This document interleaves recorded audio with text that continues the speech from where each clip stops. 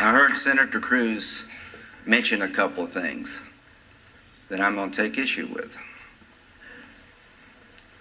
Why we lose. How many of you believe that elections because we're not hard-ass enough on immigration?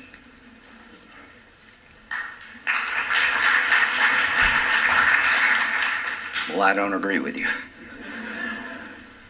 I believe we're losing the Hispanic vote because they think we don't like them.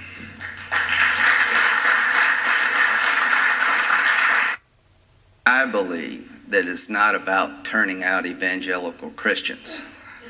It's about repairing the damage done by incredibly hateful rhetoric, driving a wall between us and the fastest growing demographic in America, who should be Republicans. I believe Donald Trump is destroying the Republican Party's chance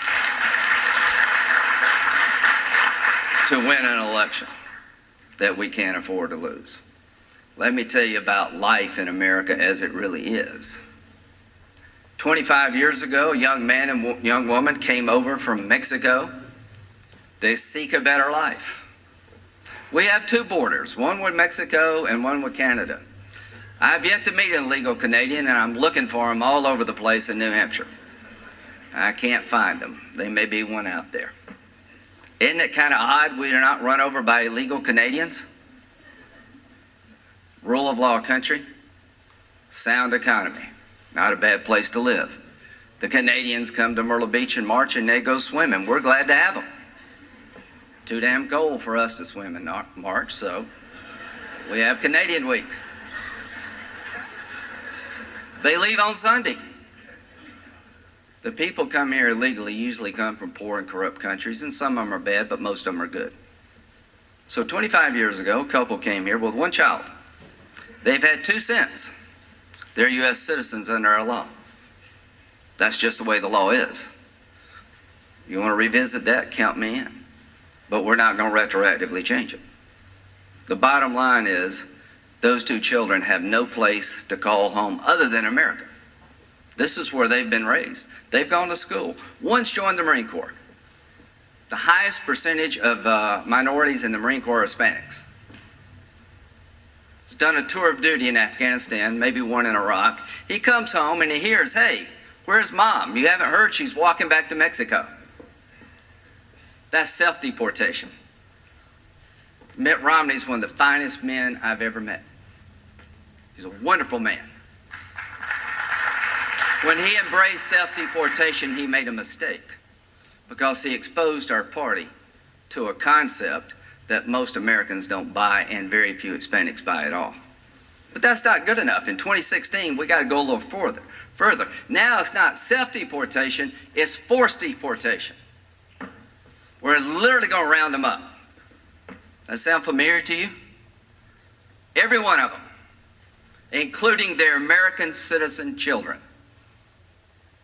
That's the leader of the Republican Party. You think you're going to win an election with that kind of garbage? Undercut everything you've worked for.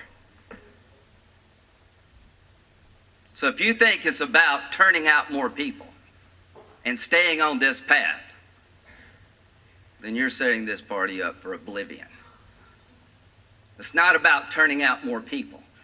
It's about getting more people involved in our cause.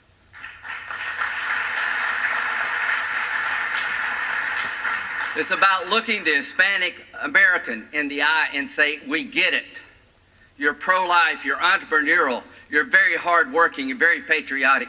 Be part of our cause. Is the Marine Corps legal American citizen going to vote for a party that wants to deport his mother? I don't think so.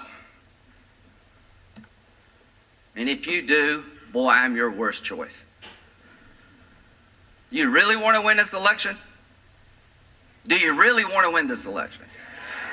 Well, start taking everything that we say seriously and push back when we make absolutely no sense. I wanted to come here and talk about foreign policy. my 36th trip to Iraq to tell you how bad things are, and I'll get there in a minute. But after Mr. Cruz, I'm going to talk to you about winning an election. How many of you believe we got a problem with young women as Republicans? What do you think that problem is? Any idea? What? It's a variety of problems. How about abortion? Any of you think that that does create a problem for the Republican Party? I think you can be pro-life as you want to be, as long as you're sincere, and as long as you have a reasonable approach to the pro-life issue. I am pro-life. We're not going to lose this election because you're pro-life. Hispanics as a group are pro-life. African Americans are more supportive of traditional marriage than any demographic in the country. It's not because of social issues that we will lose. It's positions we take regarding social issues that can disconnect us from America at large.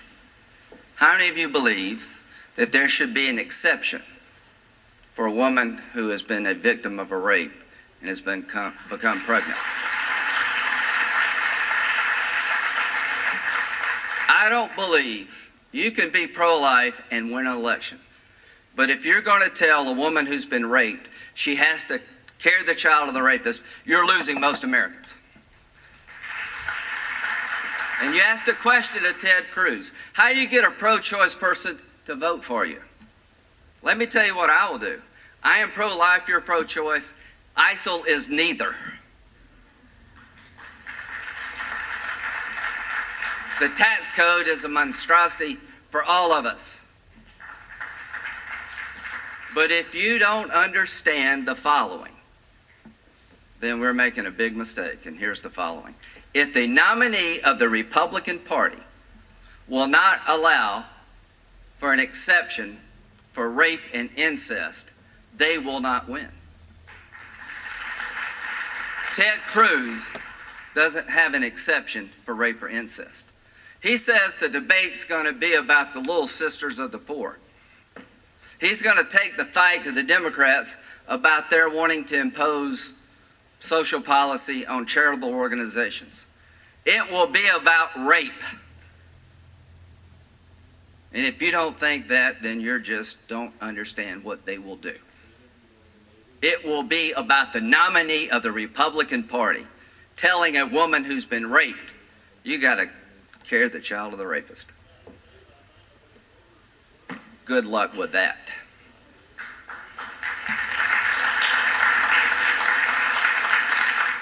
Not the speech you thought you were going to hear, right? Not the speech I thought I was going to give. But he didn't answer the question. He did not answer the question. I'm going to answer the question. We will lose if that's the position of the nominee of the Republican Party. We will lose young women in droves. And if we continue this garbage about illegal immigration and everything is amnesty, we're going to go from 27% to single digits. And if you want to ask Hispanics why they've gone from 44% of support for the Republican Party to 27%, they'll tell you, we don't think you like us. And given what I've heard, I would be in their camp too.